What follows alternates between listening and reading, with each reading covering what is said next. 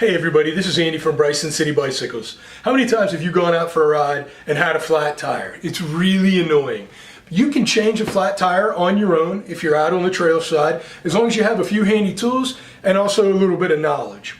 I'm going to show you how to change a flat tire today, or inspect a flat tire, figure out what punctured it, and how to go about putting a new tube in your tire so that you can get down the trail. So at this point, you've got a tire and it's flat. There's no doubt about it. It is as flat as a pancake. So what you want to do is remove the tire and the wheel from your bicycle, and then you're going to start to break the bead, the seal of the bead from the tire to the rim, going around in a circle. Break that off of there so that you can get at the tube that's located inside. Some folks can do this by hand. Some folks have to use a tool like the quick stick.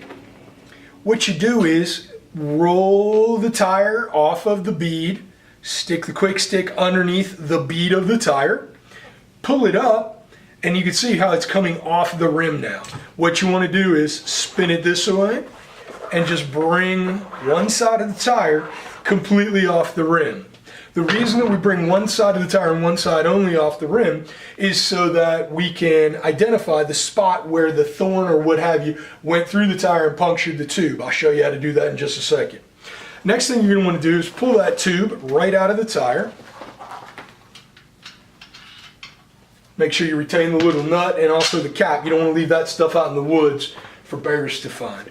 So the next thing I'm going to do is I got to figure out where in this tube the hole is. So you can add a little bit of air, blow it up a little bit, or blow it up a whole lot if you can, if you have a pump or something like that, a CO2. Find where the hole is in the tube. Usually I do this by coming around, letting the air potentially blow onto my neck like this, so that we can find where that hole is. Once you've located the hole, look at the valve stem. Okay, so a moment ago I told you only remove one half of the tire. Here's why. Find the valve stem, realize, oh man, that hole was at about 1 or 2 o'clock. Check, run your hand around the inside of the tire at that spot, remembering that you don't know which way that tire was, so check both sides. Find that thorn or what have you. Make sure that you pull that out. Last thing you want to do, put the new tube in there and have it go flat again in another 2 minutes. Once you found that, isolated the thorn, pulled it out, go with a new tube. I never suggest patching on the side of the trail. Here's why. You're hot, you're sweaty, fooling around, you get dirt on there, and all of a sudden that patch doesn't want to stick.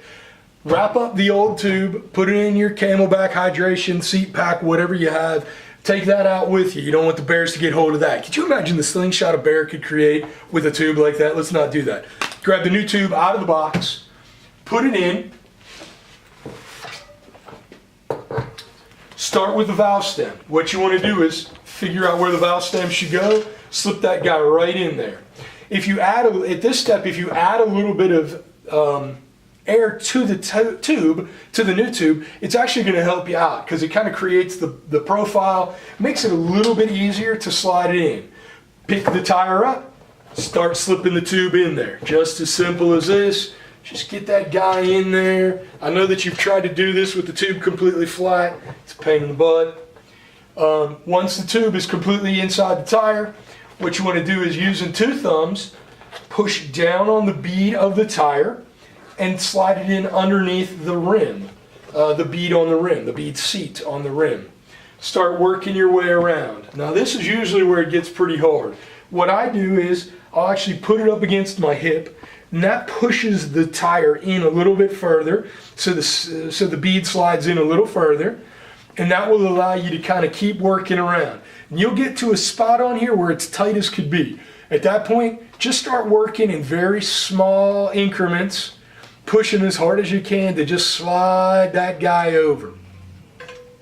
Once the tire has been reseated all the way around, let's add a little air to our tube.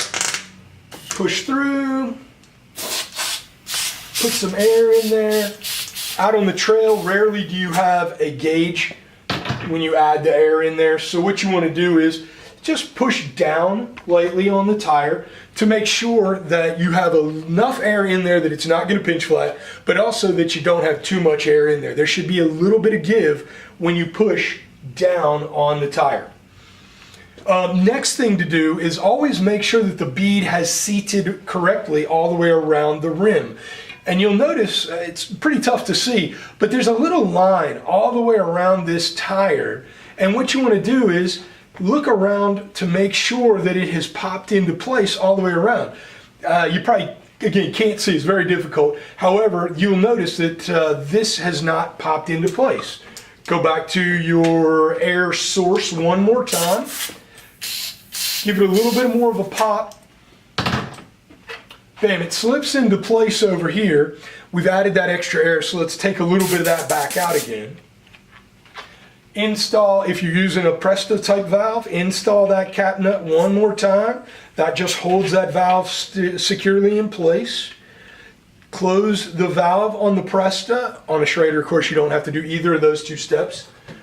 Go back with the valve core, valve cover, and you're ready to go. Your tire is inflated. You've taken out whatever was the problem with the thorn glass, whatever you had. You've made sure the tire's inflated correctly. Time to get back on the bike and get rolling.